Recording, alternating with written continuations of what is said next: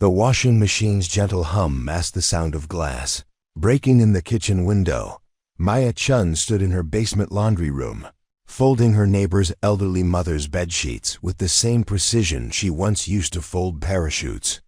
The fabric felt soft between her calloused fingers that had once assembled sniper rifles in complete darkness, but now dedicated themselves to gentler tasks.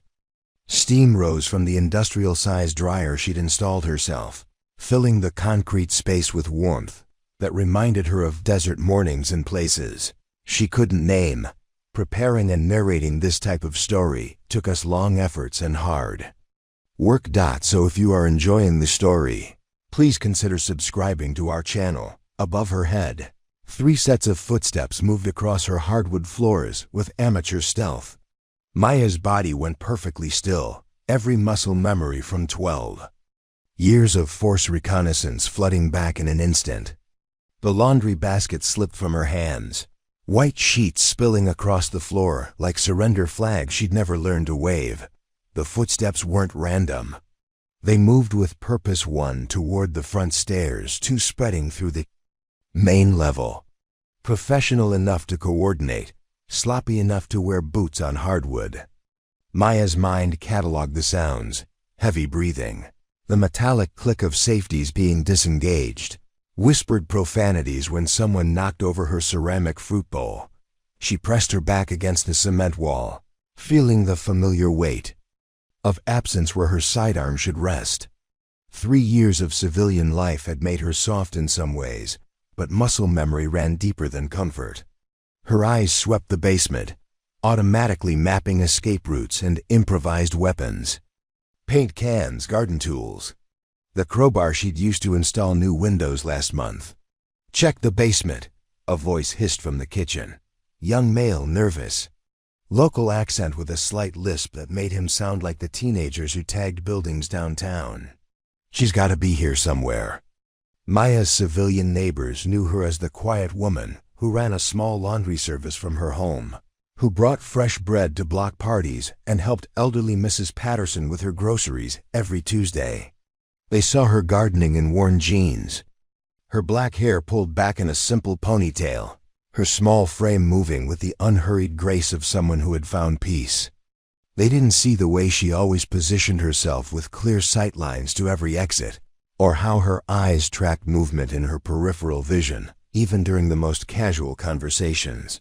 The house above held the life she'd built from nothing: photo albums from the community center where she taught self-defense to teenage girls, thank you cards from military families whose laundry she handled with extra care, understanding the weight of uniforms that had seen things civilian washing machines shouldn't have to clean. Her kitchen counters bore flour stains from the sourdough starter she'd been nurturing for 2 years, and her living room walls displayed watercolor paintings she'd taken up as therapy, abstract swirls of desert sand and ocean blue that helped her sleep at night. Heavy boots began descending the wooden stairs, each creak a countdown she knew by heart.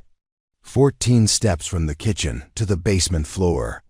She'd counted them thousands of times during her nightly security checks, back when nightmares made her patrol her own home like a forward operating base. "Maya Chen," the voice called down, trying to sound authoritative but cracking on her surname. "We know you're down there. Come up with your hands visible, and nobody gets hurt." The washing machine cycle ended with a mechanical sigh, leaving only the sound of her controlled breathing and their amateur attempts at stealth. Maya closed her eyes for exactly 3 seconds, a habit from her military days, a moment to center herself before engagement. In those 3 seconds, she became someone else. Someone she'd spent years trying to leave behind. Her neighbors called her the laundry lady. The teenagers on her block knew her as Miss Maya, who never judged them for their torn clothes or strange hours, who always had quarters for the machines, and never asked questions about bloodstains that might not be from accidents. The veterans who found their way to her service through underground networks called her a lifesaver, someone who understood that some stains carried stories that needed gentle handling. But before all that, she had been Gunnery Sergeant Maya Chen. United States Marine Corps Force Reconnaissance. She had been the woman who could kill in 17 different ways with her bare hands, who had coordinated extraction missions in territories that didn't exist on official maps, who had earned 3 Purple Hearts and a Silver Star in conflicts the public would never hear about. She had been the woman who came home from her final deployment and found herself more afraid of grocery stores than enemy fire, who spent 2 years learning how to sleep without checking her weapon. First. The footsteps reached the bottom of the stairs. Maya opened her eyes and saw 3 young men with handguns held like they'd learned from movies. The one in front couldn't be older than 19, with face tattoos that looked fresh and expensive clothes that didn't match his nervous energy. Behind him stood twins, maybe 22, both wearing matching gold chains and basketball shoes that squeaked against the concrete floor. "There she is," the leader said, his gun wavering slightly as he pointed it in her general direction. "The famous Maya Chen." "I think you have me confused with someone else," Maya said, her voice carrying the calm she'd learned to project under fire. "I run a laundry service." "I'm not sure what you want, but—" "Cut the civilian act," one of the twins interrupted. "We know exactly who you are, Gunny." The military rank hit her like a physical blow. 3 years of carefully constructed peace. 3 years of building a life where her most dangerous decision was choosing between fabric softeners. And somehow her past had found her anyway. Maya's hands remained visible at her sides, but her weight shifted imperceptibly to the balls of her feet. "I don't know what you've heard, but we heard you're the one who took out Carlos Mendoza's operation in 29 Palms, the leader said, trying to sound threatening but mostly sounding like he was repeating information he didn't fully understand. "We heard you made it look like a training accident, real professional-like." Maya's mind raced. Carlos Mendoza, a name from her military intelligence days. A arms dealer who'd been selling weapons to insurgents while operating out of a legitimate business near a Marine base. His operation had indeed been shut down, but not by her. She'd been deployed overseas when that happened, conducting raids in places these kids couldn't pronounce. "You have the wrong person," she said firmly. "And you're making a mistake being here." "No mistake," the second twin said, pulling out a cell phone. "We got your picture, your address, everything. Someone wants to have a conversation with you about past business arrangements." The phone screen showed a photograph of Maya in military fatigues, taken during her final deployment. She recognized the background, a forward operating base in Afghanistan, where she'd spent 8 months training local forces. The photo was at least 4 years old, from before she'd learned to sleep without weapons, before she'd discovered the therapeutic value of perfectly folded linens and the simple pleasure of helping others with their most basic needs. "Whoever sent you that photo," Maya said, "they're using you. You don't understand what you're walking into." The leader laughed, but it sounded forced. "Lady, you're just a laundry woman now. We got guns, you got soap. Math's pretty simple." Above them, Maya heard a sound that made her heart sink, the distinctive creak of her back door opening.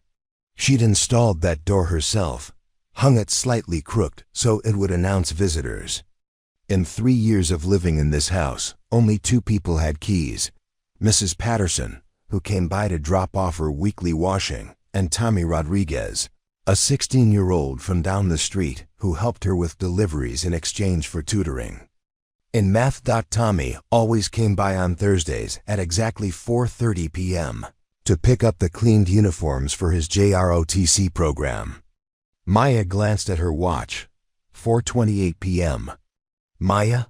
Tommy's voice called down from the kitchen, young and trusting and completely unaware of the danger.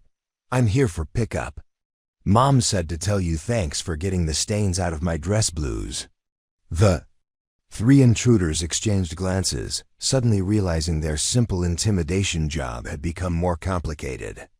Maya saw the shift in their posture, the way the guns turned from props into actual weapons as they calculated their options. "Call him down here," the leader whispered, pressing his gun toward Maya. Nice and easy. Maya looked at these three young men, barely out of their teens, holding weapons they probably didn't know how to use properly, making demands they didn't understand. Above them, Tommy was whistling some pop song that had been playing on the radio. The sound of a kid who lived in a world where laundry ladies were just laundry ladies, and the worst thing that happened on Thursday afternoons was forgetting homework. In that moment, Maya Chen made a decision that would change everything. Not just for her, but for Tommy, for these three misguided kids, and for everyone who thought they knew who she really was. "Tommy," she called up, her voice carrying the authority that had once commanded Marines in combat zones. "Go home, now. Don't ask questions, don't look back. Go home and tell your mother to call the police." "But Maya, I need—" "Now, Tommy." The sound of running feet across hardwood floors was followed by the slam of the back door. The leader swore and pointed his gun directly at Maya's chest. "You just made this a lot more complicated," he said. Maya looked at him with the patience of someone who had faced down enemy combatants in situations where hesitation meant death. "No," she said quietly. "You did that when you broke into my home."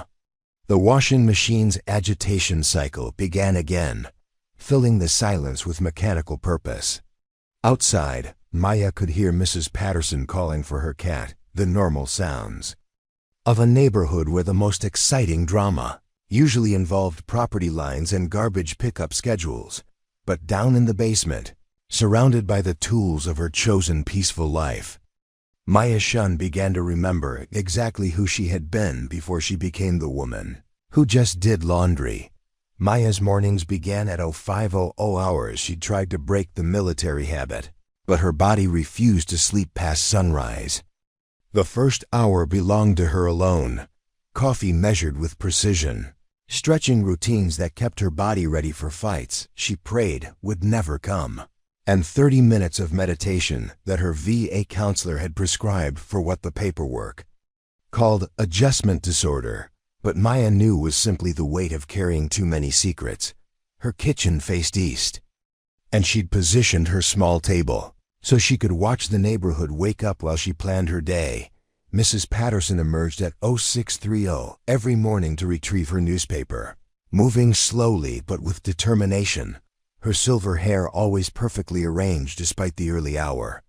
The Rodriguez family's house showed signs of life by 0645 kitchen lights, garage door opening, the sound of Tommy's father starting his truck for another day of construction work. Maya had chosen this neighborhood specifically for its rhythms. Working-class families who minded their own business, elderly residents who valued quiet, teenagers who were too busy with their own lives to ask too many questions about the woman who ran a laundry service from her basement. She'd paid cash for the house, choosing the one with the best sight lines and multiple exit strategies, then spent 2 years turning it into something that looked normal from the outside. The laundry service had started accidentally. Mrs. Patterson's arthritis made it difficult for her to carry heavy baskets, and Maya had offered to help. Word spread quietly. The military community had its own networks, and soon Maya was handling the uniforms of active duty personnel who understood that some cleaning required discretion. She never advertised, never hung a sign, but somehow people found her. Maya's clients fell into 3 categories: elderly neighbors who needed basic help, military families who valued her understanding of uniform regulations and her ability to remove stains without asking questions, and a third group that she never discussed with anyone: veterans who'd been places they couldn't talk about, who brought her clothes that smelled like fear and carried stains that told stories civilian dry cleaners weren't equipped to handle. She developed her own techniques over 3 years, mixing traditional cleaning methods with military-grade attention to detail. Blood came out with cold water and patience, something most people didn't know. Smoke stains required different approaches depending on their source. Chemical burns needed specialized treatment that Maya had learned during her hazmat training. She handled each item with the respect of someone who understood that clothes carried more than dirt. They carried memories, experiences, and sometimes evidence of things that officially never happened. The basement had become her sanctuary, organized with military efficiency, but decorated with touches of the civilian life she was trying to build. Mason jars filled with buttons she'd removed from damaged uniforms, sorted by color and size. A bulletin board covered with thank you notes from customers, photos from the community center where she taught self-defense, and a single commendation letter from her commanding officer that she'd never framed but couldn't throw away. Her routine was sacred. Sort by 0700. First load running by 0715. Breakfast at 0800 while the machines worked. She'd installed industrial equipment that could handle anything: blood, cordite, desert sand, the particular odor that came from months in combat zones. The dryers ran hot enough to sanitize. The washers had settings for delicate items and heavy-duty gear alike, but the work wasn't just about cleaning clothes. Maya had discovered that the methodical process of sorting, washing, and folding gave her something she'd lost in the military: a sense of completion. Missions in Force Recon rarely had clean endings. You extracted, you debriefed, you moved on to the next objective without knowing if your work had mattered. But laundry had clear beginnings and endings. Dirty became clean, wrinkled became smooth. Chaos became order. Her days followed patterns that kept the nightmares at bay. Mornings sorting while listening to NPR, checking pockets for items that told stories their owners couldn't share, challenge coins from units that didn't exist, photographs of people who'd never made it home, letters written but never sent. She returned these items with quiet discretion, understanding that some belongings were too precious to lose in the wash. Around noon, she'd take a break to walk the neighborhood, ostensibly for exercise, but actually for reconnaissance. She couldn't stop performing. 3 years of civilian life hadn't erased her tactical awareness. She still noted which houses had new occupants, which vehicles didn't belong, which teenagers were displaying behavior patterns that suggested trouble. The neighbors saw a friendly woman checking her mailbox and watering her garden. Maya saw fields of fire, escape routes, and potential threats. The community center classes had started as therapy. Her counselor suggested volunteering as a way to connect with civilians, to practice being around people who hadn't seen what she'd seen. Maya had offered to teach basic self-defense to teenage girls, thinking it would be simple: show them how to break a hold, how to strike with keys, how to run effectively. But the girls had taught her something unexpected about strength. 16-year-old Jessica, whose father drank too much and whose bruises she covered with makeup. 14-year-old Aisha, whose walk home from school took her through territory controlled by boys who thought catcalls were compliments. 17-year-old Maria, whose boyfriend's idea of love included controlling what she wore and where she went. These girls faced their own daily combat, and Maya found herself sharing not military tactics but survival strategies for wars that were fought in kitchens and school hallways and parking lots. "Miss Maya," Jessica had asked after one class, "how do you stay so calm all the time? Like nothing ever seems to scare you?" Maya had looked at this brave girl who faced down domestic violence with more courage than some Marines she'd known, and realized she'd been thinking about fear all wrong. "Fear isn't the enemy," she'd said. "Fear is information. It tells you when to pay attention, when to get ready, when to fight back. The trick is learning to listen to it without letting it control you." The girls had nodded like they understood, and Maya realized they did. Their fear came from different sources: abusive homes, dangerous neighborhoods, the casual violence that society told them to accept as normal. But the skills were the same: awareness, preparation, decisive action. When necessary. Teaching them had taught Maya something about herself. For 12 years, her job had been to neutralize threats, to eliminate problems with precision and speed. But these girls needed something different. They needed to know how to create safety in a world that often wasn't safe. How to build strength. That wasn't just physical. How to protect themselves and each other. The irony wasn't lost on her. She'd spent years learning how to kill, and now she was learning how to help people live. Evenings were the hardest part. The work was done, the machines were quiet, and Maya was alone with the silence that had once been filled with radio chatter. And mission briefings and the constant background noise of people whose lives depended on staying alert. She'd tried television, but the constant stimulation made her jumpy. She'd tried books, but fiction felt frivolous after everything she'd seen. And non-fiction too often reminded her of things she wanted to forget. So she'd learned to paint. Watercolors. Because they were gentle and forgiving, and because the way they flowed reminded her that not everything in life had to be controlled with military precision. Her paintings were abstract swirls of color that somehow captured the way desert heat looked at dawn, the blue-black of ocean water during night insertions, the green-gold of jungle canopy seen from helicopter windows. She painted feelings she couldn't name and memories she couldn't share, and somehow the colors on paper helped her sleep. Her bedroom was the most carefully planned room in the house. The bed positioned so she could see both the door and the window. A chair that looked decorative, but was actually positioned to provide cover if needed. Her closet organized so she could dress quickly in the dark, with clothes that wouldn't restrict movement and shoes that would allow for running. Hidden within easy reach but invisible to casual observers were the tools. She'd never fully learned to live without tactical flashlight, knife, emergency cache, and the Glock 19 that she cleaned every week but prayed she'd never need to use. Again, some nights, Maya would lie awake listening to the normal sounds of her normal neighborhood cats prowling, teenagers sneaking out, the occasional car passing on streets that had never seen combat.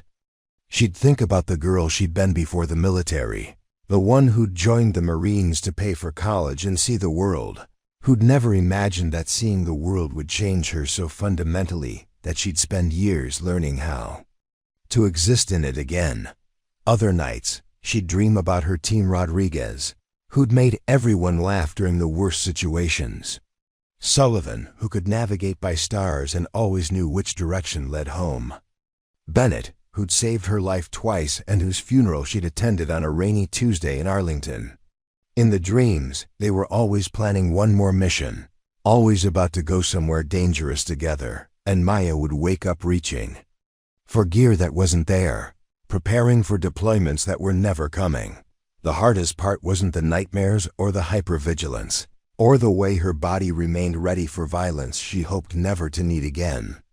The hardest part was the isolation that came with carrying classified experiences, with having lived through events that officially never happened, with being someone whose real story could never be told. Maya Chen, the laundry lady, existed in the space between who she'd been and who she was trying to become.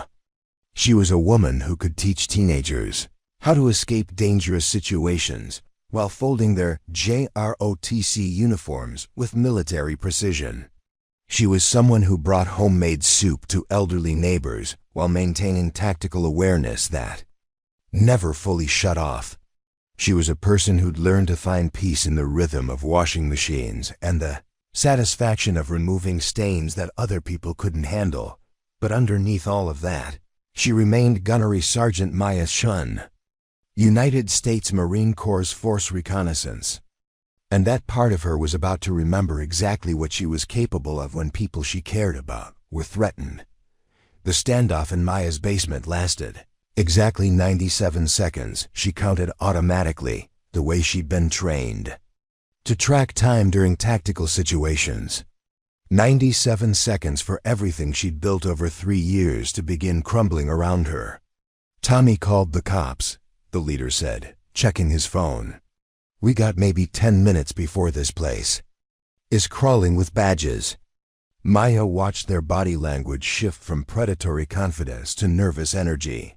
The twins kept glancing toward the stairs, weapons wavering as their amateur training failed to account for evolving situations. Street-level criminals, she assessed. Probably connected to some larger operation, but not the leadership material. Expendable assets sent to intimidate someone they'd been told was a soft target. "What do you want?" Maya asked, her voice carrying the calm she'd learned to project. "During hostage negotiations. You obviously know something about my background, but you're in my home, threatening my neighbors. This isn't how professionals handle business." "Professional," one of the twins scoffed. "Lady, you killed people for the government. Don't talk to us about professional." The accusation hung in the air like cordite. Maya studied their faces, looking for intelligence behind the bravado, for any sign that they understood the difference between what she'd done in service of her country and what they were doing in her basement. "I was a Marine," Maya said. "Everything I did was legal, authorized, and in defense of American interests. What you're doing right now is breaking and entering, armed intimidation, and potentially kidnapping. So I'll ask again, what do you want?" The leader pulled out a second phone, this one showing a different photograph. Maya in civilian clothes, taken from a distance, obviously surveillance footage. She recognized the background, the community center where she taught self-defense classes. Someone had been watching her for weeks, maybe months. "Marcus Delgado wants to meet you," he said, as if the name should mean something to her. It didn't. Maya's memory was encyclopedic when it came to names from her military career targets. Assets, contacts, anyone who might have reason to seek revenge or information. Marcus Delgado wasn't in those files. "I don't know anyone by that name," Maya said truthfully. "He knows you," the second twin said. "Says you cost him a lot of money a few years back." Above them, sirens wailed in the distance, growing closer. Maya felt a familiar tightness in her chest, not fear, but the physiological preparation for violence that her body performed automatically when situations escalated beyond diplomatic solutions. Her heart rate increased precisely enough to sharpen her reflexes without compromising her judgment. Her breathing deepened, saturating her blood with oxygen. Her vision expanded, taking in peripheral details that might matter in the next few minutes. The three intruders heard the sirens too. Their weapons swung toward Maya with renewed aggression, desperation making them more dangerous than skill ever could. "You're coming with us," the leader said. "Right now, before the cops get here." "No," Maya said simply. The word carried absolute finality, the same tone she'd used when ordering Marines to hold positions against overwhelming odds. It was the voice of someone accustomed to making decisions that other people's lives depended on, and it stopped the three men mid-motion. "Lady, you don't have a choice," the leader said, but his voice cracked on the last word. "Everyone has choices," Maya replied. "Right now, you can choose to leave through my back door and disappear before the police arrive. Or you can choose to escalate this situation and discover why the United States Marine Corps spent 12 years training me to solve problems like you." The basement fell silent except for the mechanical hum of Maya's washing machines and the approaching sirens. Maya could see calculations running behind their eyes, risk versus reward, pride versus survival. The math of violence that young men often got wrong. The leader made his choice by raising his weapon. Maya moved. Force Reconnaissance had taught her that speed of action beats speed of thought. While the three men were still processing the transition from negotiation to combat, Maya's body was already executing movements that had been drilled into muscle memory until they became instinctual. She dropped below the line of fire, using the washing machine as cover while her right hand found the crowbar she'd noted earlier. The leader's first shot went wide, sparking off the concrete wall where her head had been. The sound was deafening in the enclosed space, but Maya's hearing protection training kicked in automatically, filtering the noise while preserving her tactical awareness. The twins spread out, trying to create crossfire, but they'd never trained for combat in confined spaces. Maya came up behind the industrial dryer, the crowbar already in motion. The first twin's weapon flew from his hands as the steel bar connected with his wrist. His scream mixed with the sound of breaking bones. Maya pivoted, using the injured twin as a shield while she assessed the positions of the other two. The leader was reloading. Amateur mistake, firing until the magazine was empty instead of counting rounds. The second twin had a clear shot but hesitated, unwilling to fire through his wounded brother. That hesitation cost him everything. Maya's military training had emphasized the importance of controlling violence, applying exactly enough force to neutralize threats without crossing lines that couldn't be uncrossed. But 3 years of civilian life had also taught her about the value of measured response, about the difference between what she could do and what she should do. The second twin's gun hand met the crowbar with surgical precision. Maya controlled the arc and impact, disabling without destroying, neutralizing the threat while preserving the human being behind it. He dropped his weapon and clutched his shattered fingers, cursing but alive. The leader finished reloading as police sirens reached Maya's street. His eyes were wild now, the realization hitting him that this simple intimidation job had become a tactical nightmare. Maya could see him calculating escape routes, weighing options, making the desperate decisions that got people killed. "Drop the weapon," Maya commanded, her voice carrying the authority that had once controlled squads of Marines in combat zones. "This is over." "No," the leader said, swinging his gun toward the stairs. "It's not over until—" He never finished the sentence. Maya's body moved with the precision of 12 years of combat training. The crowbar left her hand in a controlled throw that would have made her instructors proud not to kill, but to disarm. It struck the leader's gun hand with exactly enough force to break his grip without breaking his bones. The weapon clattered across the concrete floor, spinning to rest beneath Maya's workbench. In the sudden silence that followed, Maya stood surrounded by 3 wounded men who were quickly realizing they'd made the worst mistake of their young lives. Above them, heavy footsteps pounded across her front porch. Voices shouted commands. The normal sounds of police response to a shots-fired call. Maya looked at the 3 Intruders boys, really barely out of their teens, bleeding and scared and probably working for someone who'd sent them into a situation they'd never been equipped to handle. She felt the familiar weight of responsibility that came with having superior training and firepower. In the military, that responsibility had been clear. Complete the mission, protect your team, neutralize the threat. But here, in her basement, surrounded by the tools of the peaceful life she'd built, the equations were more complex. "Listen to me carefully," Maya said, her voice cutting through their groans and curses. "When the police come down those stairs, you're going to tell them exactly what happened. You broke into my home. You threatened me with weapons. I defended myself using reasonable force. You're going to tell them that I gave you multiple opportunities to leave peacefully." The leader, cradling his injured hand, looked at her with a mixture of fear and confusion. "Why are you—" "Because," Maya said, "whatever Marcus Delgado told you about me, whatever you think I am, I'm not your enemy. I'm someone who's trying to live a quiet life, and you just made that impossible." Heavy boots on the basement stairs interrupted any response. Maya raised her hands and stepped away from the fallen weapons, positioning herself where the responding officers could see her clearly. She knew the drill in situations like this. Everyone was a potential threat until proven otherwise. "Basement clear, suspect in custody," she called up, using the tone and terminology that would signal to the officers that she understood police procedure. 3 injured subjects, all weapons secured. Officer Rebecca Martinez was the first down. The stairs, service weapon drawn but not aimed, eyes scanning the scene with professional competence.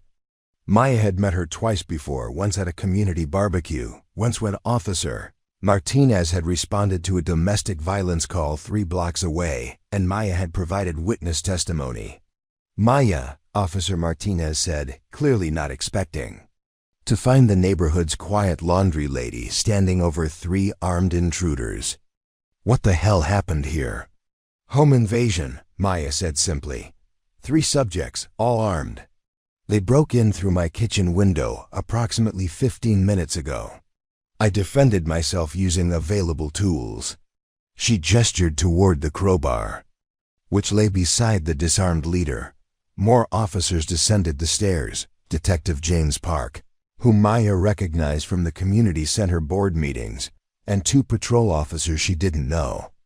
They moved with practiced efficiency, securing the scene, checking the wounded intruders, collecting evidence.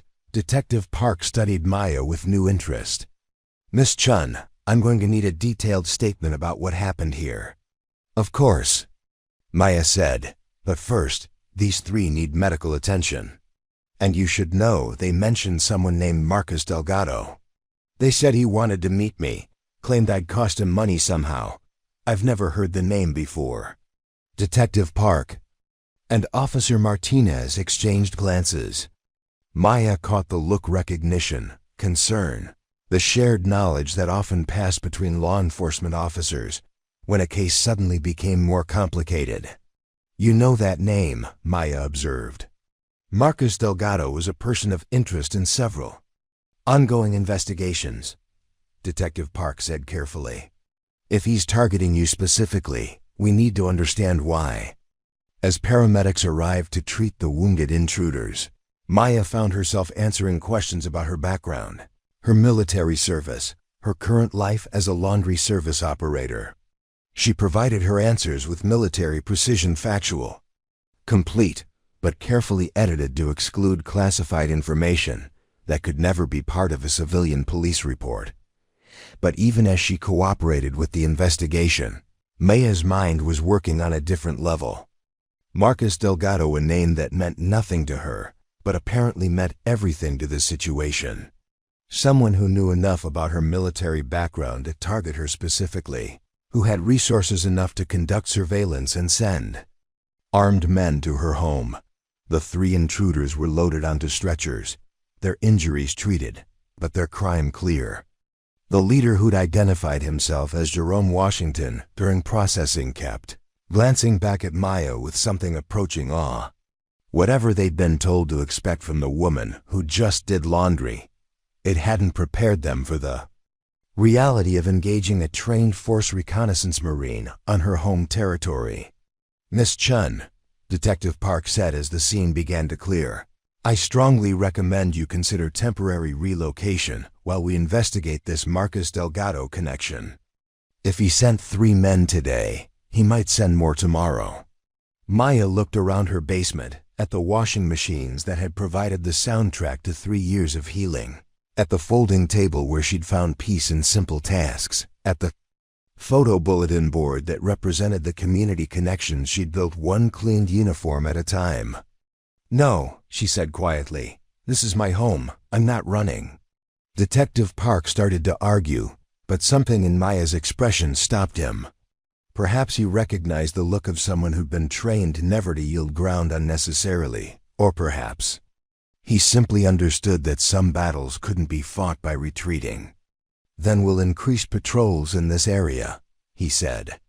And I'll put together everything we have on Delgado. Maybe something will help you understand the connection.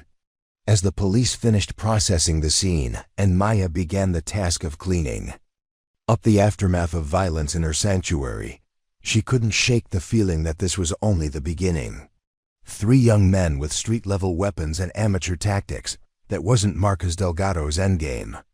That was a probe, a test, a way of measuring her capabilities before sending something more serious. Maya Chen, the laundry lady, had just revealed herself to be something much more dangerous. And whoever Marcus Delgado was, he now knew exactly what he was dealing with. The question was, did Maya? Detective Park returned the next morning with a manila folder, thick enough to represent months of investigation, and a cup of coffee that smelled like he'd been awake all night. Maya met him at her front door, noting how his eyes automatically scanned her neighborhood for potential threats. habits she recognized from her own daily routines. "Marcus Delgado," he said without preamble, settling into her kitchen chair with the weary grace of someone carrying bad news. 34 years old, San Diego native, currently residing in a compound outside Riverside. On paper, he runs legitimate businesses: construction, import-export, private security consulting. Maya poured herself coffee and waited for the real information. "Off paper," Detective Park continued, opening the folder, "he's the Western Region Coordinator for an organization that doesn't have an official name. They broker high-end military equipment to buyers who don't ask questions about serial numbers or export licenses." The first photograph showed a man who looked more like a tech executive than an arms dealer. Expensive suit, careful haircut, the kind of smile that appeared in corporate headshots and charity gala programs. But Maya had learned to read faces during interrogations, and she could see calculation behind Delgado's public persona. "His operation is sophisticated," Detective Park said, spreading additional photos across her table. "He uses legitimate businesses as fronts, recruits former military personnel who need money more than they need to follow regulations, and maintains plausible deniability by staying several degrees removed from the actual transactions." Maya studied surveillance photos of Delgado's compound, noting the security measures visible even in aerial shots. Motion sensors, multiple guard positions, vehicles positioned for rapid response. Not the setup of someone who dealt only in paperwork and phone calls. "The interesting thing," Detective Park said, "is that until yesterday, Marcus Delgado had no reason to know you existed. Your military record is mostly classified, your civilian life is deliberately quiet, and you've never operated anywhere near his territory. So why does he think I cost him money?" Maya asked. Detective Park pulled out a different photograph, this one showing a building she recognized immediately. A warehouse complex in 29 Palms, near the Marine Corps base where she'd completed her final stateside training. The same location the three intruders had mentioned the day before. 3 years ago, Detective Park continued, someone provided intelligence that led to a federal raid on this warehouse. The operation seized approximately $40 million worth of military-grade weapons that were being prepared for shipment to buyers in Central America. Maya's coffee grew cold as she stared at the photograph. She remembered the warehouse, remembered the intelligence briefing that had led to her team's reconnaissance mission in the area. But their target had been different: a suspected terrorist cell operating near the base, not an arms-dealing operation. The federal task force never identified their source, Detective Park said. But Marcus Delgado lost his biggest shipment, several key associates, and had to rebuild his entire Western operation from scratch. He spent 3 years trying to identify who provided the intelligence that destroyed his business. "And he thinks it was me," Maya said, understanding beginning to crystallize. Detective Park nodded. "Your Force Recon team was operating in the area during the relevant time frame. Somehow, Delgado's people connected you to intelligence-gathering activities that cost him $40 million. Maya closed her eyes, remembering. 3 years ago, she'd been Gunnery Sergeant Chen, leading a reconnaissance team tasked with investigating suspected terrorist activity near 29 Palms. They'd spent 2 weeks conducting surveillance on multiple locations, gathering intelligence on what turned out to be a false alarm: local activists, not terrorists, meeting to organize protests against military expansion. But during that mission, her team had observed and reported unusual activity at several locations, including the warehouse that Detective Park had photographed. Professional soldiers moving equipment that didn't match their supposed business cover. Vehicles arriving and departing on schedules that suggested operational planning rather than legitimate commerce. "We did observe that warehouse," Maya admitted. "But our mission was counterterrorism, not arms dealing. We reported what we saw through proper channels and moved on to other objectives." "Your reports went up the chain of command," Detective Park said. Apparently, someone in military intelligence recognized the significance of what you'd observed and passed the information to federal law enforcement. The raid happened 6 weeks later. Maya felt a familiar weight settling on her shoulders. The responsibility that came with unintended consequences, with actions that rippled outward in ways she'd never anticipated. Her team had been doing their job, following orders, reporting observations that seemed relevant to national security. But those reports had ultimately destroyed Marcus Delgado's criminal enterprise and apparently marked her for retaliation. The 3 kids who broke into your house, Detective Park said. They're small-time criminals from San Diego. Delgado probably hired them through intermediaries, told them you were just a civilian who needed to be scared into cooperation. He's been building a case file on you for months: surveillance photos, background information, interviews with people who know you. Maya thought about Tommy Rodriguez, about Mrs. Patterson, about the teenage girls she taught self-defense. All of them now potentially at risk because of decisions she'd made as a Marine, following lawful orders in service of her country. What does he want? Maya asked. Detective Park spread out additional documents: financial records, communication, intercepts, analysis reports that painted a picture of Marcus Delgado's current operations. He wants to know how much you know about his business, who else you might have shared information with, and whether you represent an ongoing threat to his operations. And if he decides I do represent a threat? Detective Park's expression answered the question without words. Maya stood and walked to her kitchen window, looking out at the neighborhood she'd chosen specifically for its normalcy. Mrs. Patterson was watering her flowers, the morning routine that Maya had come to count on for its peaceful predictability. 2 houses down, Mr. Rodriguez was loading his truck for another day of construction work. The ordinary rhythms of working-class life, continuing despite the violence that had erupted in Maya's basement the day before. There's more, Detective Park said. Delgado's people have been asking questions about your current activities. They know about the laundry service, about your community center classes, about your regular customers. Maya turned back to face him. They're targeting my life, not just me. Your civilian life represents everything he's lost, Detective Park explained. You transitioned successfully from military service to peaceful civilian life, built relationships, found purpose beyond combat. Meanwhile, he's stuck in a criminal enterprise that requires constant vigilance and violence. In his mind, you destroyed his operation and got to walk away clean while he's left dealing with the consequences. The psychological profile made sense from a criminal perspective. Delgado wasn't just seeking revenge or information. He was seeking to destroy the peace that Maya had built from the ruins of her military career. It was personal in a way that went beyond business or retaliation. Maya's phone buzzed with a text message from Jessica, one of her self-defense students. Miss Maya, are you okay? My mom heard sirens at your house yesterday. The simple message represented everything Maya had worked to build: connections to her community, relationships based on trust and mutual support, a life where her most dangerous responsibility was teaching teenagers how to protect themselves from everyday threats.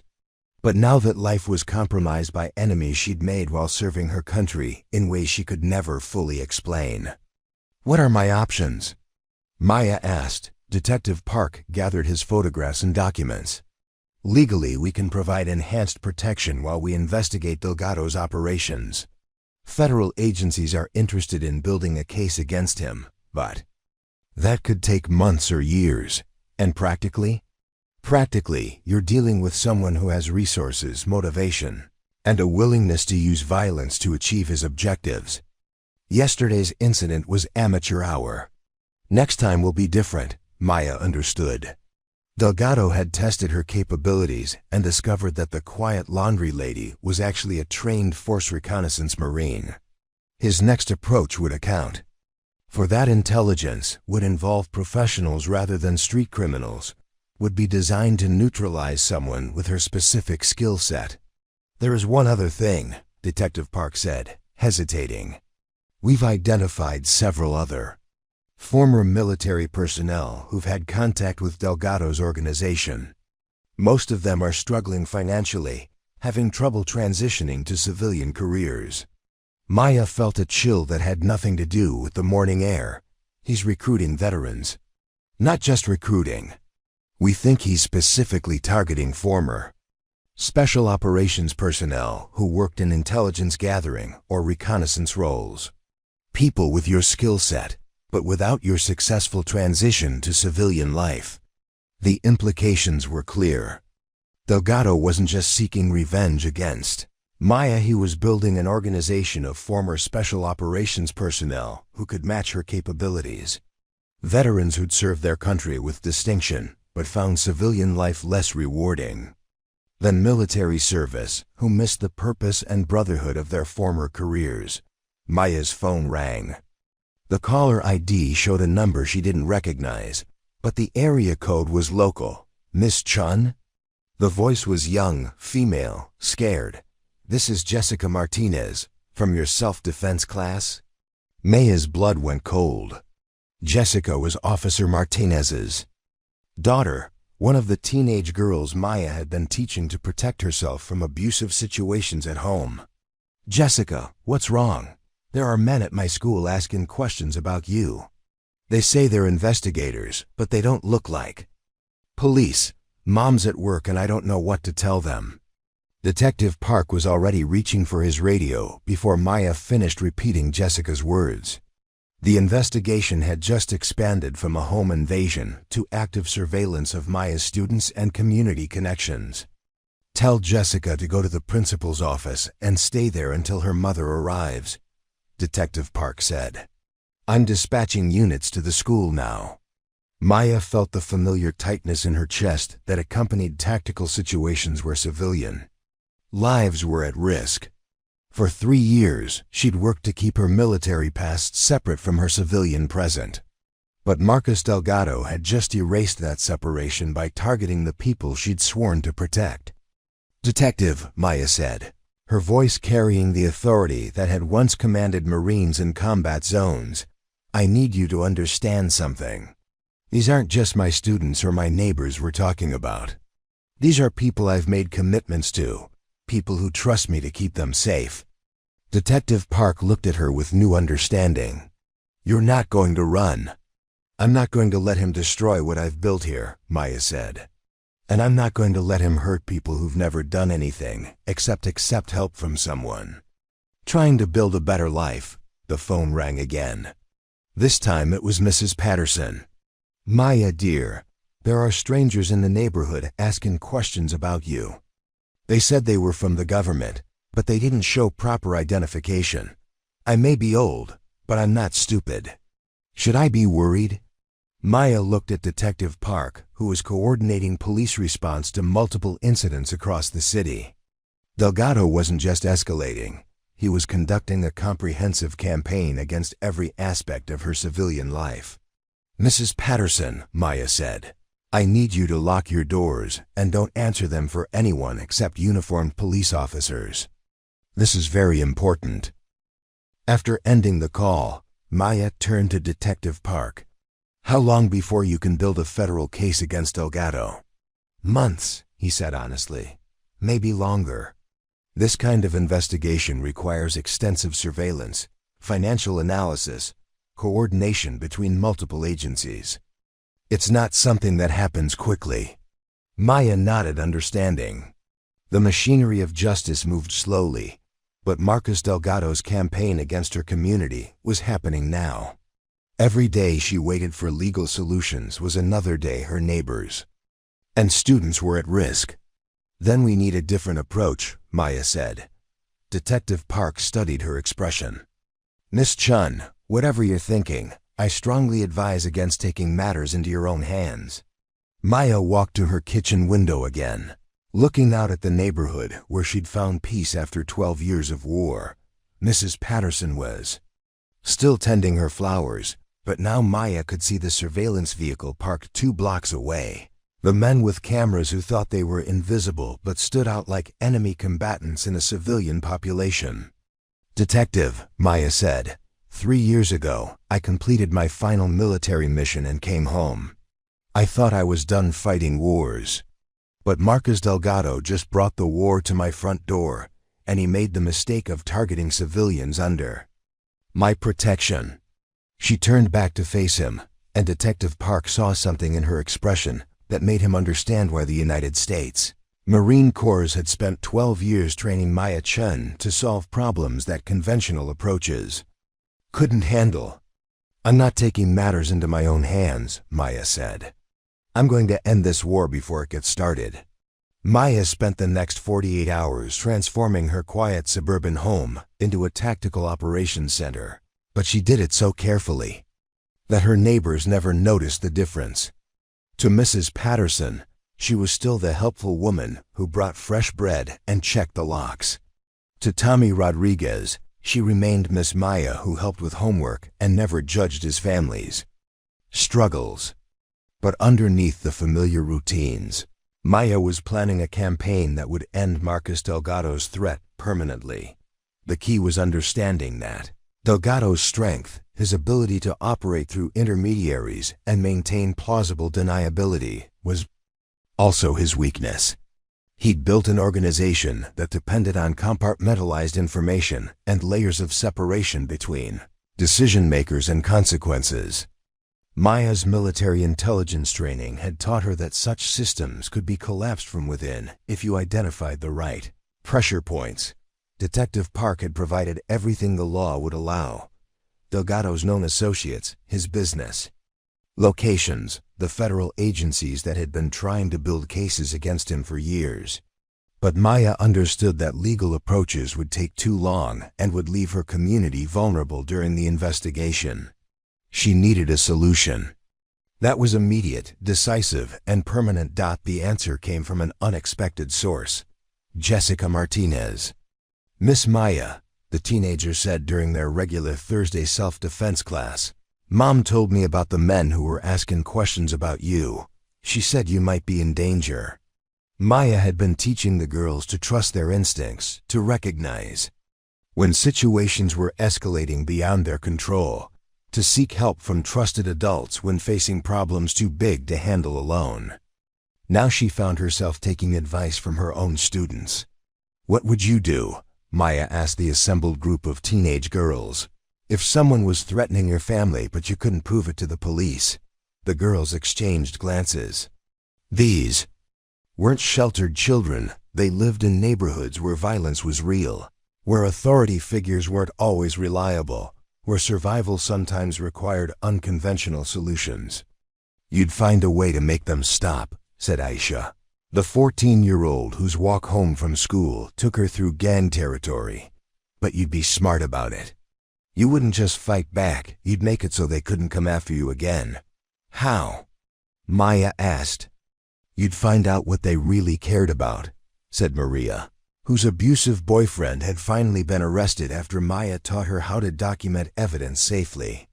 "And you'd threaten that instead of fighting them directly," Maya smiled. Her students had just outlined the basic principles of asymmetric warfare without realizing it.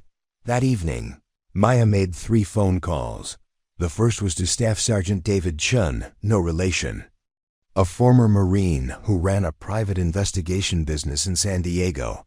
Maya had served with David during her second deployment, and she knew he'd maintained contacts throughout the military intelligence community. "I need everything you can find on Marcus Delgado's financial operations," Maya told him. "Legal businesses, shell companies, offshore accounts, real estate holdings. I need to understand how he moves money and where he's vulnerable." The second call was to Master Sergeant Lisa Rodriguez, who'd transitioned from military service to cybersecurity consulting. Lisa had been part of Maya's final deployment team, one of the few people who fully understood Maya's capabilities and her commitment to protecting civilians. "I need you to find Marcus Delgado's digital footprint," Maya said. "Communications, financial transactions, anything that connects him to the arms dealing operation. But I need it done in a way that would be admissible in federal court." The third call was the most difficult. Maya dialed a number she'd memorized but never expected to use, one that connected her to Colonel James Mitchell, her former commanding officer who now worked in Pentagon Intelligence Coordination. "Gunny Chen," Colonel Mitchell said, his voice carrying the warmth of someone genuinely pleased to hear from a former subordinate. "I was wondering when you'd call." "You knew about Delgado, sir?" "We've been watching his organization for 18 months, Colonel Mitchell confirmed. "Ever since he started recruiting former Special Operations personnel. The FBI has been building a case, but these things take time." Maya felt a familiar frustration with the slow pace of institutional solutions. "Sir, he's targeting my civilian community. People who've never been involved in military operations, who don't deserve to be caught in the crossfire of something that started with my service record." "I understand, Gunny, and I understand why you called. But I need to remind you that you're a civilian now. Whatever you're planning, I'm planning to provide information to federal investigators that will allow them to build a comprehensive case against Delgado's organization." Maya interrupted. "Information gathered by private investigators and cybersecurity consultants working within legal parameters." Colonel Mitchell was quiet for a long moment. "And if those investigations happen to uncover time-sensitive intelligence that requires immediate federal response, then I would expect the appropriate agencies to act quickly to protect civilian lives." "Gunny, you know I can't authorize." "I'm not asking for authorization, sir. I'm asking for coordination." Marcus Delgado made this personal when he threatened my community. I'm going to end his operation. The only question is whether federal agencies want to be involved in building legal cases against his organization, or whether they want to explain to Congress why they let a former Marine handle a national security threat without their support. "Maya," heard Colonel Mitchell sigh. "What do you need?" "Time and coordination. I need federal agencies ready to act when I provide them with actionable intelligence. And I need assurance that my community will be protected during the operation." "How long?" Maya had been planning the timeline since Detective Park left her. "Kitchen, 72 hours. For the next 3 days, Maya executed a campaign that combined her military training with the community connections she'd built as a civilian. She used her laundry service as cover to meet with contacts throughout the region, gathering intelligence while maintaining the appearance of normal business operations, preparing and narrating. This type of story took us long efforts and hard work. So if you are enjoying the story, please consider subscribing to our channel. David Chen's investigation revealed that Delgado's legitimate businesses were heavily leveraged, dependent on cash flow from his illegal operations to service debt obligations. His construction company had government contracts that required security clearances. His import-export business had federal licenses that could be revoked for regulatory violations. And his private security consulting firm had contracts with corporate clients who couldn't afford association with criminal investigations. Lisa Rodriguez's cybersecurity work uncovered communication patterns that connected Delgado to arms shipments, money laundering operations, and recruitment activities, targeting former military personnel. More importantly, she found evidence that Delgado was planning a major operation involving stolen military equipment information that would require immediate federal response. But Maya's most important intelligence came from her community connections. Mrs. Patterson, who'd worked as a civilian contractor at military installations for 30 years, knew people who could identify which former military personnel Delgado had recruited. Tommy Rodriguez's older brother worked construction and had unknowingly provided information about former Marines who were struggling with civilian employment. Even Jessica Martinez, contributing her mother's police connections, provided insight into local criminal activities that connected to Delgado's organization. On Friday evening, Maya made her final call to Colonel Mitchell. "Sir, I'm transmitting a comprehensive intelligence package that documents Marcus Delgado's arms-dealing operations. his recruitment of former military personnel, and his plans for a major weapons transaction scheduled for Sunday night.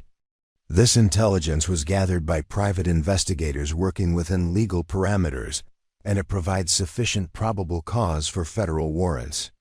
Gunny, this is impressive work, but how do you know about Sunday night? Maya smiled. Because Marcus Delgado thinks I'm still just a laundry lady who got lucky during a home invasion. He doesn't know that I've spent 3 days conducting reconnaissance on his operation. What aren't you telling me? I'm telling you that federal agencies have everything they need to dismantle Delgado's organization and protect my community. What happens next is up to you. Maya hung up and walked to her kitchen window. Looking out at the neighborhood where she'd found peace after 12 years of war, Mrs. Patterson was bringing in her newspaper, the evening routine that marked the end of another ordinary day. Tommy Rodriguez was shooting baskets in his driveway, the sound of the ball against the backboard mixing with music from someone's radio. 36 hours later, federal agents raided Marcus Delgado's compound, his business locations, and the warehouse where his organization was preparing to transfer $40 million worth of stolen military equipment to buyers from 3 different countries. The operation resulted in 27 arrests, the seizure of enough evidence to support multiple prosecutions, and the disruption of an arms-dealing network that had been operating for over 5 years. Marcus Delgado was arrested at his corporate headquarters where he'd been conducting a legitimate business meeting when federal agents arrived with warrants that documented every aspect of his criminal enterprise. The evidence was so comprehensive that his attorneys advised him to cooperate with federal prosecutors in exchange for reduced sentencing. Detective Park visited Maya the following Tuesday, bringing coffee and a manila folder significantly thinner than the one he'd carried during their previous meeting. "It's over," he said simply. "Delgado's organization is finished, his assets are frozen, and everyone associated with the arms-dealing operation is either in custody or cooperating with federal investigators." Maya nodded, feeling a familiar mixture of satisfaction and emptiness that always followed the completion of successful missions. What about the veterans he recruited? Most of them are being offered plea agreements in exchange for testimony against Delgado. The federal prosecutor recognizes that they were recruited specifically because they were struggling with civilian transitions. Maya thought about those veterans, men and women who'd served their country with honor, but found civilian life more challenging than combat, who'd been exploited by someone who understood their vulnerabilities. They'll need support services, job placement assistance, counseling. Detective Park smiled. "Funny you should mention that." The federal prosecutor asked if I knew anyone with experience working with former military personnel who might be interested in coordinating support services for veterans involved in this case. Maya looked around her kitchen at the life she'd built from the ruins of her military career. The laundry service would continue, her community still needed someone who understood that some stains required special handling, the self-defense. Classes would expand. There were always teenage girls who needed to learn that they were stronger than their circumstances suggested. But now there would be something else. Veterans who needed help transitioning from military service to civilian life, who needed someone who understood that the skills that made them excellent soldiers could be channeled into building better communities rather than destroying them. "I'll consider it," Maya said. Over the following months, Maya's quiet suburban home became the unofficial headquarters for a veteran support network that helped former military personnel find their place in civilian society. She worked with federal agencies to develop programs that channeled the skills of former special operations personnel into community service, law enforcement, and private security work that served legitimate purposes. The 3 young men who'd broken into her basement were sentenced to community service and probation, with the understanding that their crime had been the result of poor judgment rather than criminal intent. Maya personally recommended them for a youth program that provided job training and mentorship. believing that people deserved opportunities to learn from their mistakes. Mrs. Patterson became the unofficial coordinator of neighborhood security, organizing residents to watch out for each other and report suspicious activities to police. Her military contractor background proved invaluable in teaching neighbors how to recognize genuine threats versus normal community activities. Tommy Rodriguez enrolled in a program that combined college preparation with military leadership training. Inspired by Maya's example of service followed by community building, his weekly visits to pick up JROTC uniforms became tutoring sessions that prepared him for both academic success and military service. The teenage girls in Maya's self-defense classes became advocates for other young women facing difficult situations, creating peer networks that provided support and safety information throughout their school and neighborhood communities. Maya never stopped being the laundry lady, but now she was also something more, a bridge between military service and civilian life, a resource for veterans who needed help finding their purpose after combat, a demonstration that the skills learned in war could be used to build peace. Every evening, she still painted watercolors that captured memories too complex for words. But now the painting showed not just the landscapes of war, but the faces of community members who'd found strength they didn't know they possessed. Veterans who'd discovered that civilian life could be as meaningful as military service. Neighborhoods where former enemies had become allies in building something better. Maya Chen had learned that some wars ended not with victory or defeat, but with transformation, the slow, careful work of turning weapons into tools, turning combat skills into community-building skills, turning the brotherhood of military service into the broader fellowship of people committed to protecting each other. 3 months later, Maya stood in the community center gymnasium, watching Jessica Martinez demonstrate a defensive technique to a group of new students. The teenager's movements were confident now, her voice carrying the authority of someone who'd learned not just physical skills, but the deeper lesson of inner strength. The key, Jessica told the younger girls, is understanding that your safety comes from awareness first, preparation second, and action only when necessary. Miss Maya taught us that violence should always be the last option, but when it's necessary, it should be decisive. Maya smiled from the back of the room. Jessica had become her assistant instructor, helping to teach self-defense while pursuing college preparation through a scholarship program funded by federal agencies, grateful for Maya's cooperation in the Delgado investigation. The girl who'd once covered bruises with makeup now helped other teenagers recognize the signs of abuse and develop safety plans. After class, Maya walked through her neighborhood, noting changes that had occurred since the night 3 armed men broke into her basement. Mrs. Patterson had organized a neighborhood watch program that met monthly in Maya's kitchen, sharing coffee and information about community safety. The Rodriguez family had installed new security lighting after Mr. Rodriguez attended one of Maya's home security workshops. Even the teenagers who'd once avoided adults now stopped to chat with Maya during her evening walks, treating her as a trusted resource rather than just another adult with rules. The laundry service had evolved, too. Maya still handled military uniforms with special care, but now she also coordinated a network of veteran-owned small businesses that provided services throughout the region. David Chen's investigation firm worked with Lisa Rodriguez's cybersecurity company and Maya's support services to help former military personnel transition successfully to civilian careers.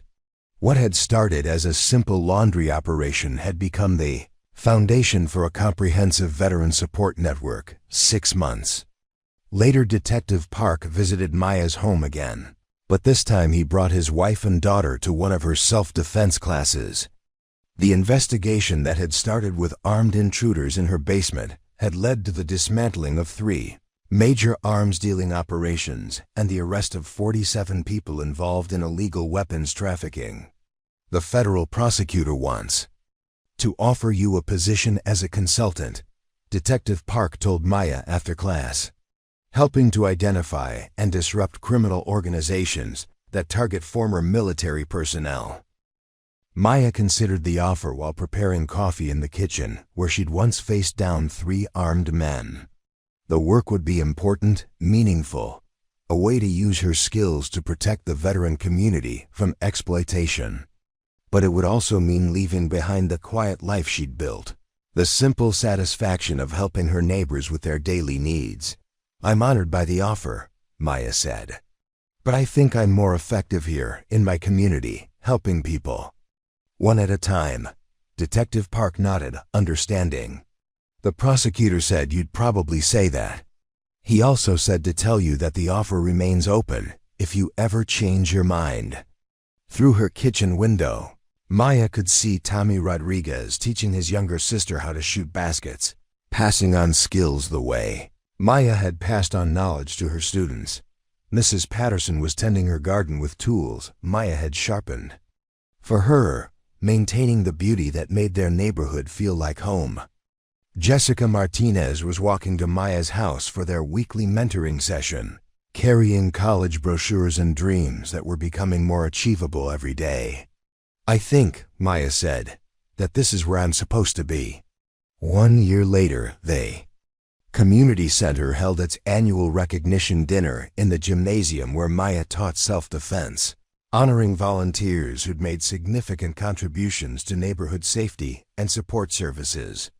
Maya sat at a table with her students and their families, watching a slideshow that showed the growth of programs she'd helped develop.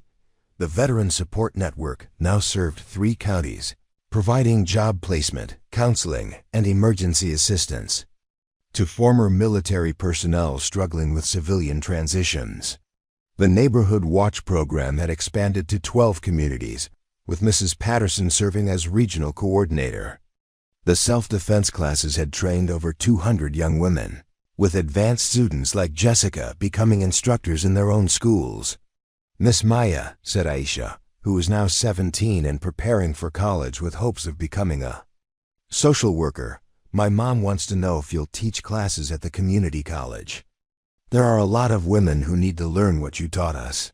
Maya looked around the room at faces that had become family teenage girls who'd found confidence, elderly neighbors who'd discovered purpose, veterans who'd rebuilt their lives with dignity and community support.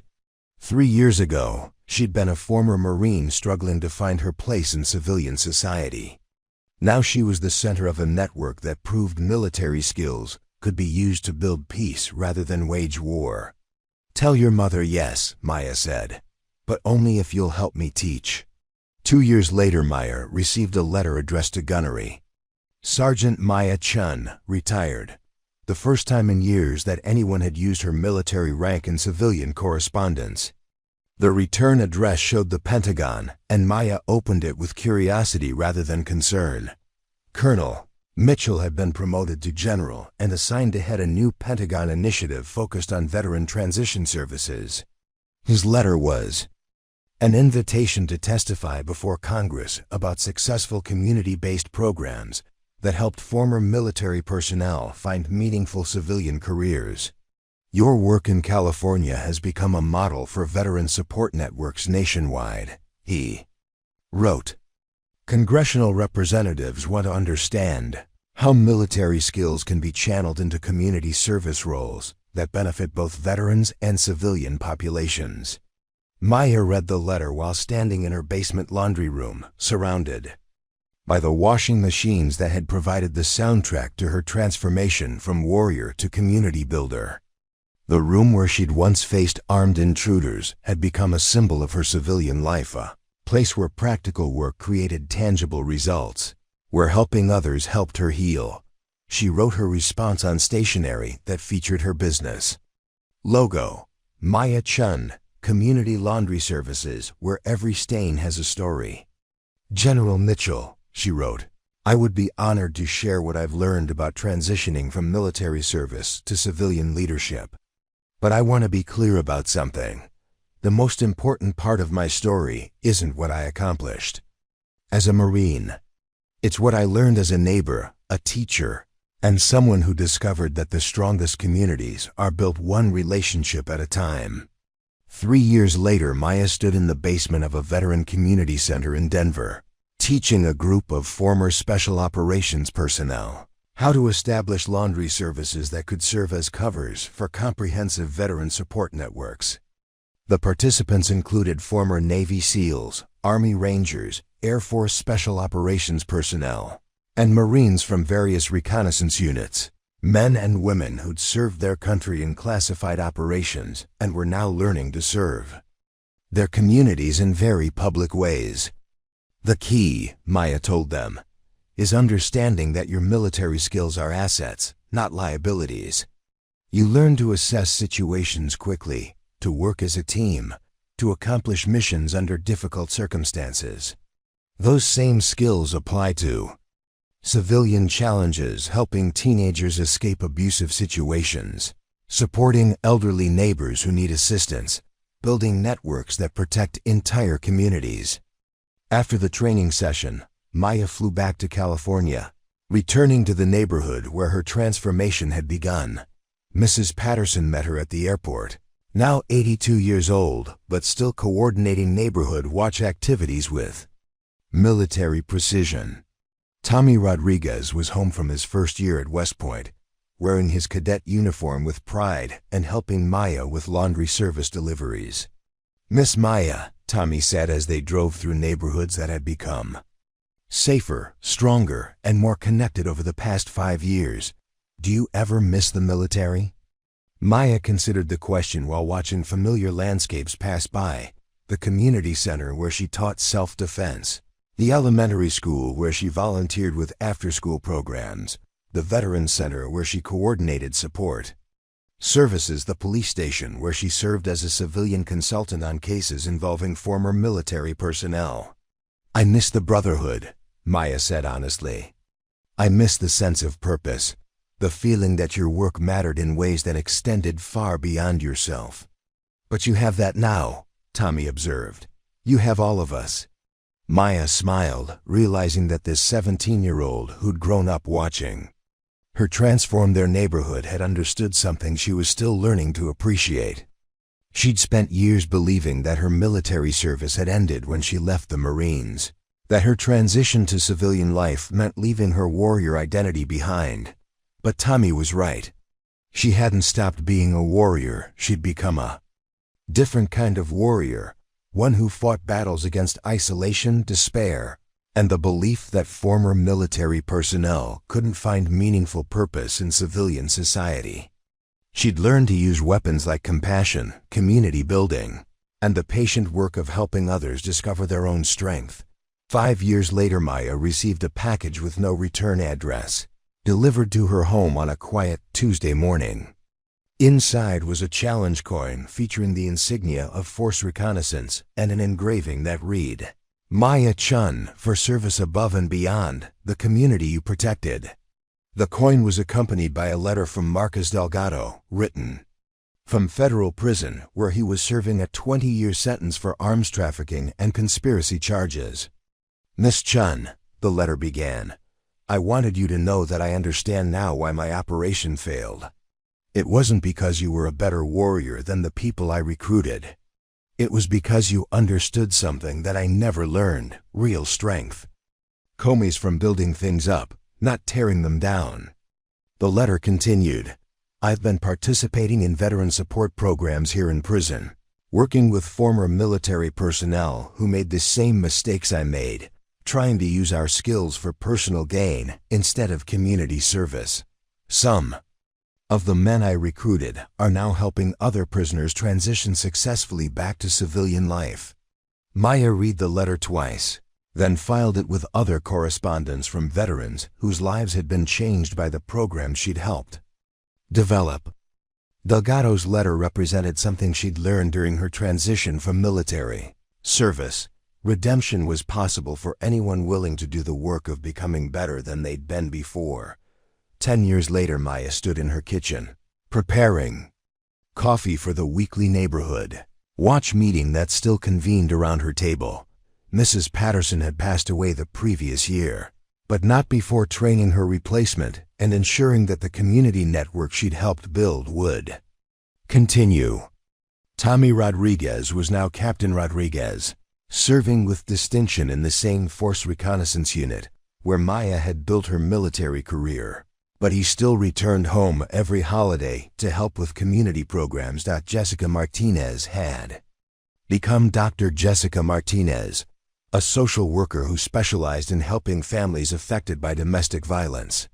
She still taught self-defense at the community center, passing on skills to a new generation of young women who needed to learn that they were stronger than their circumstances suggested.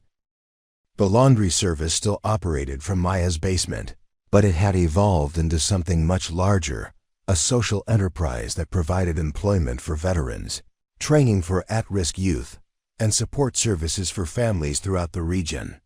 Maya's small house had become the unofficial headquarters for a movement that proved military skills could be used to build stronger, safer, more connected communities. The washing machines still hummed their gentle songs while Maya worked, the same sounds that had masked the footsteps of armed intruders a decade earlier. But now those sounds accompanied conversations about college scholarships, job training programs, community gardens, and the thousand small ways that neighbors could support each other. Maya's paintings had evolved too.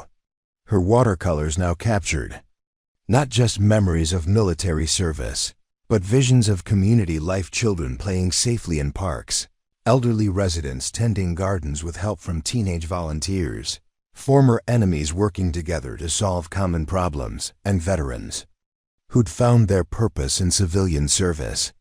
As evening approached, Maya walked through her neighborhood one more time, noting changes that had accumulated over 10 years of patient work. Crime rates had declined steadily as community connections strengthened. Property values had increased as neighbors invested in improving their shared spaces. Most importantly, the social fabric had strengthened as people learned to see each other as resources rather than threats, as allies rather than strangers. Maya Chen, the woman who'd once been known as the laundry lady, had become something more complex and more powerful, a demonstration that the skills learned in military service could be used to wage peace rather than war, that the brotherhood of combat could be expanded into the broader fellowship of community service, and that the strongest victories were won not through superior firepower, but through the patient work of helping others discover their own capacity for strength. She'd learned that some battles were fought not with weapons, but with washing machines, not in foreign countries, but in neighborhood kitchens, not for strategic objectives, but for the simple goal of helping people sleep safely in their own homes. Maya had discovered that the transition from military service to civilian life wasn't about leaving her warrior identity behind. It was about learning to be a warrior for peace, a guardian of community safety, a protector whose battlefield was measured in city blocks rather than combat zones. 15 years later, the Maya Chen Community Center opened on a spring morning that reminded Maya of her first day in civilian life, full of possibility and uncertainty, requiring faith that new beginnings could grow into meaningful endings. The building had been constructed on the site of the old warehouse where Marcus Delgado's arms-dealing operation had once prepared illegal weapons shipments. Now it housed programs that transformed former military personnel into community leaders, at-risk youth into mentors, and isolated neighbors into connected families. Maya, now 53 years old with silver threading through her black hair, stood at the center's main entrance watching the first day of operations. Veterans participated in job training programs that connected their military skills to civilian careers. Teenagers learned conflict resolution techniques that helped them navigate peer pressure and family stress. Elderly residents taught cooking classes, while learning technology skills from high school volunteers. The laundry service still operated from the center's basement, but now it employed 12 veterans and served as a training program for small business development. Maya's original washing machines had been joined by commercial equipment that handled contracts with local hospitals, schools, and businesses, proving that Enterprises built on service to community could become financially sustainable while maintaining their social mission. "Ms. Maya," said David Kim, a 19-year-old former gang member who'd completed the center's mentorship program and was now studying criminal justice. "The mayor's office called. They want to schedule a visit to discuss expanding the community center model to other cities." Maya nodded, but her attention was focused on something more immediate: a young woman standing uncertainly in the center's main lobby, holding a duffel bag and wearing the expression Maya recognized from her own early days of civilian transition. The woman's posture suggested military training, but her clothes and nervous energy indicated someone struggling with unemployment and possibly homelessness. "David," Maya said, "please tell the mayor's office that we'd be happy to meet, but our schedule is always subject to the needs of people seeking help. And please ask Sarah to prepare an intake packet for our new visitor." Maya approached the young woman with the same careful respect she'd shown to every veteran who'd walked through her doors over the past 15 years. Military service created bonds that transcended rank, branch, or deployment location, shared experiences that required no explanation and deserved immediate support.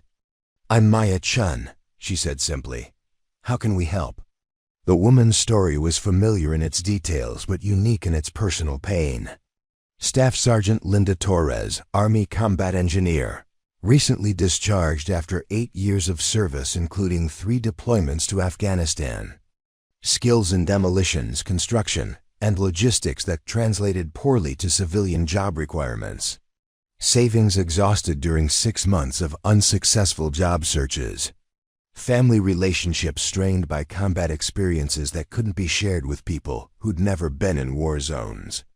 "I heard about this place from another veteran at the unemployment office," Linda said. "She said you help people like us transition to civilian careers." "We help people like us discover that military skills can be used to build communities instead of just defending them," Maya corrected gently. "Would you like to see what that looks like?"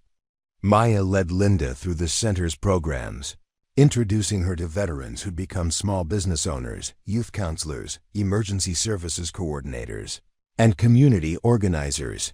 Each person shared their transition story: struggles with civilian employment, challenges with maintaining military identity in non-military contexts, discoveries about how their service skills could address civilian problems. "The key," explained former Navy SEAL Marcus Williams, who now ran the center's youth mentorship program, "is understanding that leadership, tactical planning, and mission execution are exactly what communities need to solve problems like crime, educational achievement gaps, and social isolation. We just had to learn how to apply those skills to different objectives." Linda Torres joined the center's transition program that afternoon, beginning a process that Maya had refined over 15 years of helping former military personnel find their place in civilian society. Job skills assessment that identified transferable capabilities. Counseling that addressed the psychological challenges of leaving military identity behind. Mentorship that paired new participants with successfully transitioned veterans. And practical support: temporary housing, professional clothing, interview preparation, and the network of employers who'd learned to value former military personnel as employees. But most importantly, Linda joined a community that understood her experiences without requiring her to explain them, that valued her service while helping her discover new purposes, that provided the brotherhood of military service within the context of civilian community building. 20 years later, Maya stood in the same basement where armed intruders had once threatened her peaceful life. But now the space served as a museum documenting the evolution of veteran community services. The original washing machines had been preserved as historical artifacts, representing the humble beginnings of programs that now operated in 43 states and served thousands of former military personnel annually. The museum's centerpiece was a display case containing challenge coins from military units whose members had participated in Maya's programs, thank you letters from community organizations that had benefited from veteran volunteers, and photographs showing neighborhood transformations that had resulted from former military personnel applying their skills to civilian challenges. Among the artifacts was the crowbar Maya had used to defend herself 20 years earlier, now mounted alongside a plaque that read, "Tools of Defense Become Tools of Construction," donated by Maya Chen, founder of the Community Warrior Initiative. Visitors to the museum included active-duty military personnel preparing for civilian transition, researchers studying successful veteran integration programs, and community leaders seeking to understand how military skills could address civilian problems. But Maya's favorite visitors were the children and grandchildren of veterans who'd participated in her program's young people, who'd grown up understanding that military service was preparation for community leadership rather than an end in itself. "Miss Maya," said Emma Rodriguez, Tommy's 8-year-old daughter who was visiting the museum as part of a school field trip, "my daddy says you taught him that being strong means helping other people. Is that what you learned in the military?" Maya knelt down to Emma's eye level, seeing in her face the future of communities that had been strengthened by veterans, who'd learned to channel their training into civilian service. "I learned how to be strong in the military," Maya said. "But you and your daddy and your neighbors taught me what strength is really for." The museum tour concluded in the center's main auditorium, where Maya addressed groups of visitors who came to learn about veteran transition programs. Her standard presentation had evolved over 20 years, but its core message remained consistent. Military skills were not just tools of war, but resources for building peace. Former military personnel were not just veterans seeking help, but community assets capable of solving civilian problems. And successful transition required not just individual adaptation, but community engagement. 20 years ago, Maya told the assembled group, "I thought civilian life meant leaving my military identity behind. I thought being a veteran in civilian society meant hiding my training, minimizing my capabilities, and pretending that military service hadn't fundamentally changed who I was." The audience included active duty personnel, recently discharged veterans, community leaders, and researchers studying military to civilian transition programs. Maya had learned to speak to diverse audiences, translating military experiences into civilian terms while preserving the essential truths that connected her service to her community work. "But I learned something important," Maya continued. "Military service doesn't prepare you for civilian life by teaching you to fight. It prepares you for civilian life by teaching you to serve something larger than yourself, to work as part of a team, to accomplish missions under difficult circumstances, and to take responsibility for protecting people who can't protect themselves." Maya gestured toward the museum displays visible through the auditorium's glass walls, photographs of neighborhood improvement projects led by veterans, documentation of youth programs that had reduced juvenile crime rates, statistics showing how veteran volunteers had strengthened community safety networks. "The question isn't whether veterans can succeed in civilian life," Maya said. "The question is whether civilian communities are ready to benefit from everything veterans have learned about leadership, service, and mission accomplishment." After her presentation, Maya walked through the community center's programs one more time, noting how they'd evolved but maintained their core purpose. The laundry service now employed 37 veterans and had expanded to include uniform cleaning contracts with police departments, fire stations, and emergency medical services. Throughout the region, the self-defense classes had trained over 3,000 young women and had spawned advanced programs in conflict resolution, emergency preparedness, and community organizing.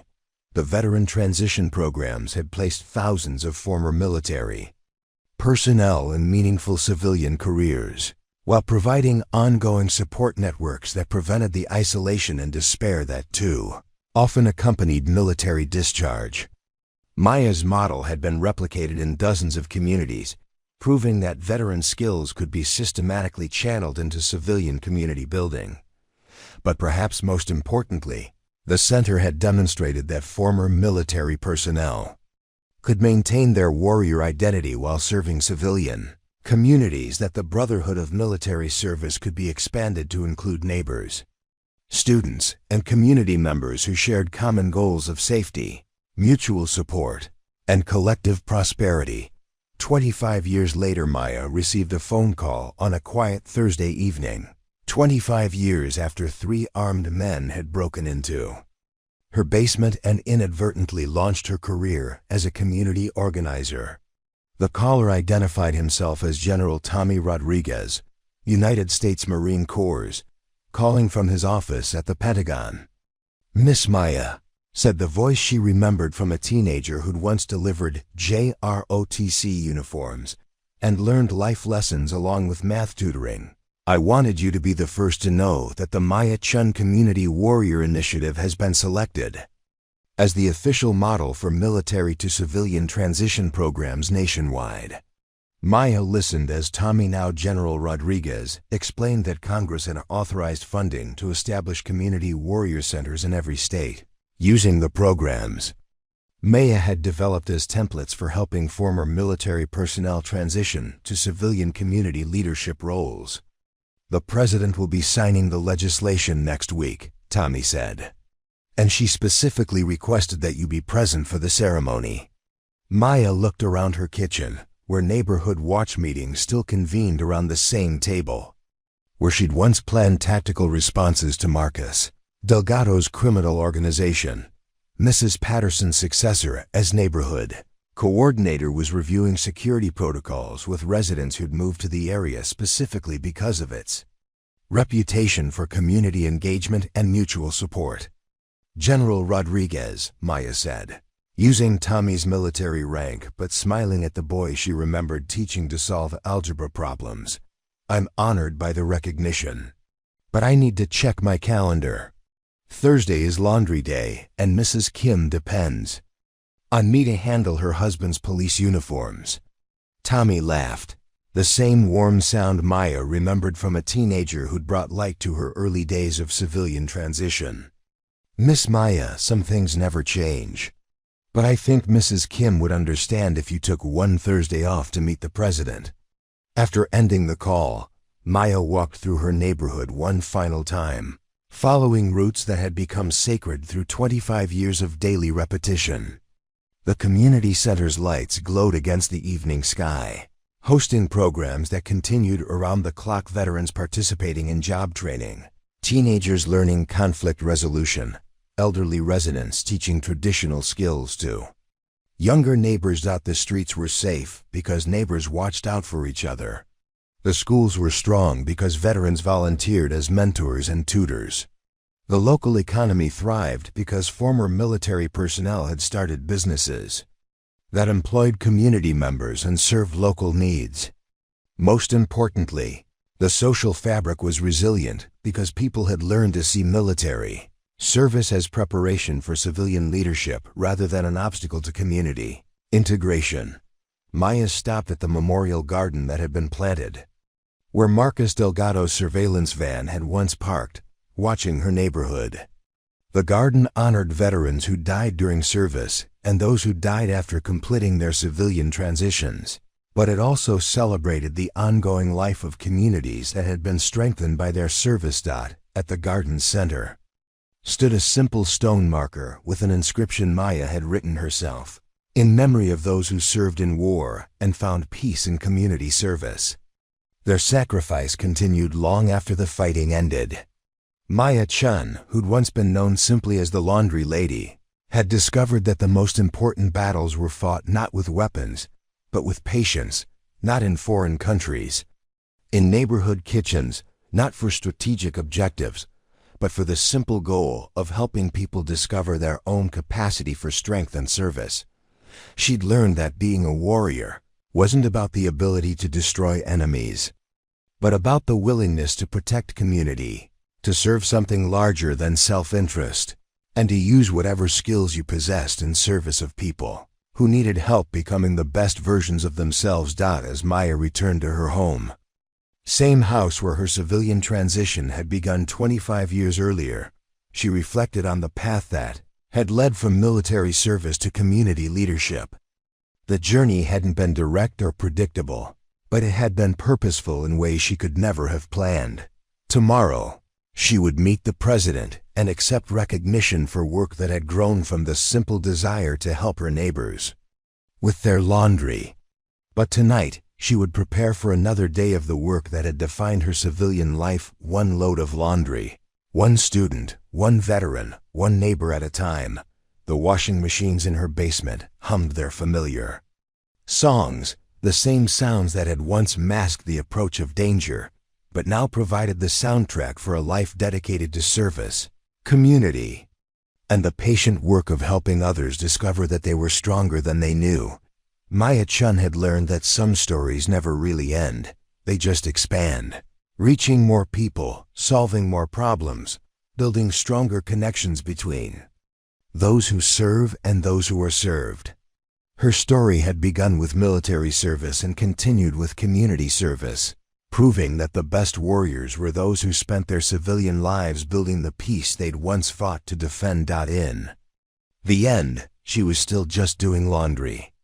But now she understood that the simplest acts of service, performed with dedication and love, could change the world. One clean uniform, one safe neighborhood, one supported veteran, one empowered teenager at a time. The last line of her story would be written not by her, but by the thousands of veterans and community members who continued the work she'd started, proving every day that military service was preparation for civilian leadership, that warrior skills could build peace, and that the strongest communities were those that understood the value of those who'd served something larger than themselves.